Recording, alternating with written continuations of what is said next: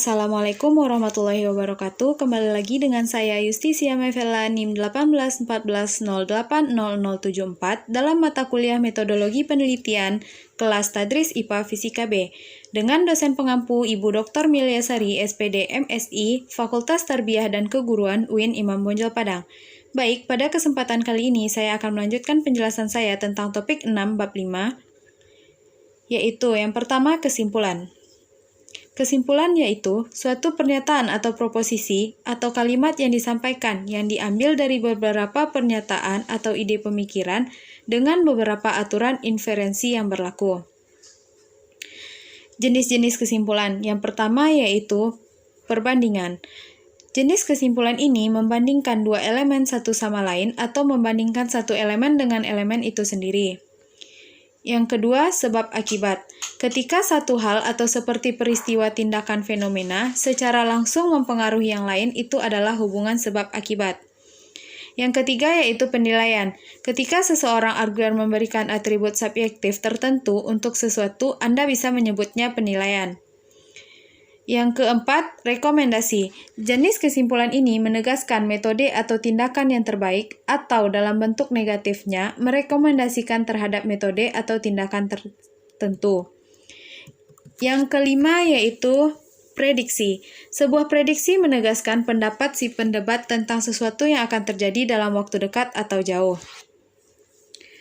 Yang keenam, keyakinan sederhana. Nama ini mungkin agak menyesatkan karena bisa mengatakan bahwa semua kesimpulan adalah semacam keyakinan sederhana. Namun, beberapa siswa merasa berguna untuk mengkarakterisasi kesimpulan apapun yang bukan salah satu dari tipe di atas sebagai keyakinan sederhana.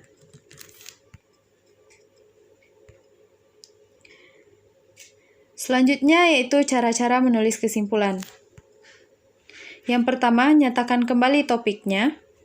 Yang kedua, tulis ulang teks. Yang ketiga, ringkas poin-poin. Yang keempat, tambahkan poin-poin penting. Yang kelima, buat ajakan bertindak. Selanjutnya yaitu, apa itu implikasi? Implikasi menurut Kamus Besar Bahasa Indonesia, arti kata implikasi adalah keterlibatan atau keadaan terlibat.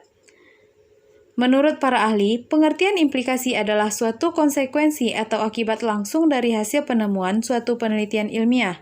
Pengertian lainnya dari implikasi menurut para ahli adalah suatu kesimpulan atau hasil akhir temuan atas suatu penelitian. Tujuan implikasi. Yang pertama, tujuan implikasi penelitian adalah membandingkan hasil penelitian yang sudah ada sebelumnya dengan hasil penelitian yang terbaru atau baru dilakukan melalui sebuah metode. Selanjutnya, macam-macam implikasi. Yang pertama yaitu implikasi teoritis. Jenis ini merupakan suatu kajian yang mendasar untuk mendukung adanya penelitian yang memungkinkan untuk dapat dilakukan. Pada umumnya, teoritis dapat digunakan untuk meyakinkan orang lain. Yang kedua, implikasi manajerial.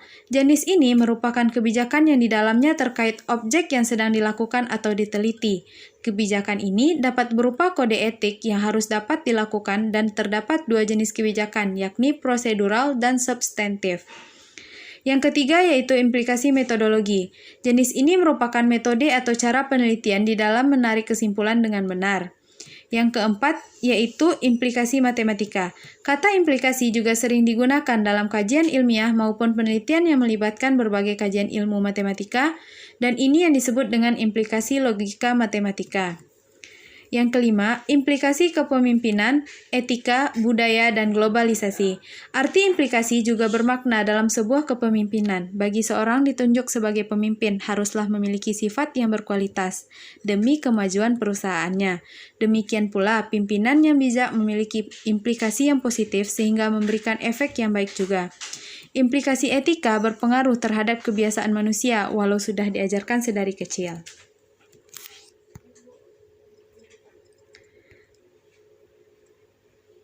Selanjutnya yaitu pengertian saran. Saran adalah suatu yang diberikan kepada pembaca yang didasarkan atas hasil temuan dalam studi yang telah dilakukan dan bukan berupa pendapat atau tinjauan idealis pribadi peneliti. Selanjutnya yaitu syarat-syarat saran. Diuraikan secara singkat dengan bahasa yang jelas, mempunyai sasaran objek yang jelas, yang memiliki otoritas penerapan. Yang ketiga, disertai dengan tindakan operasional yang memungkinkan dapat dilakukan. Yang keempat, disertai dengan kriteria indikator keberhasilan. Jenis-jenis saran yang pertama yaitu saran kebijakan, dan yang kedua saran untuk penelitian lebih lanjut.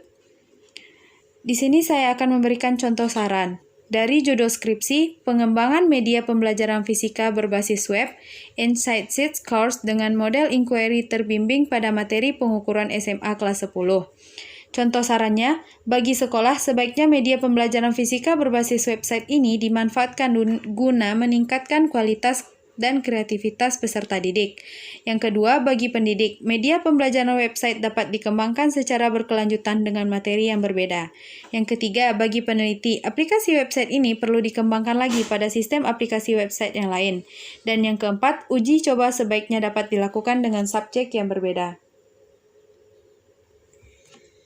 Baik, hanya sekian yang dapat saya sampaikan. Assalamualaikum warahmatullahi wabarakatuh.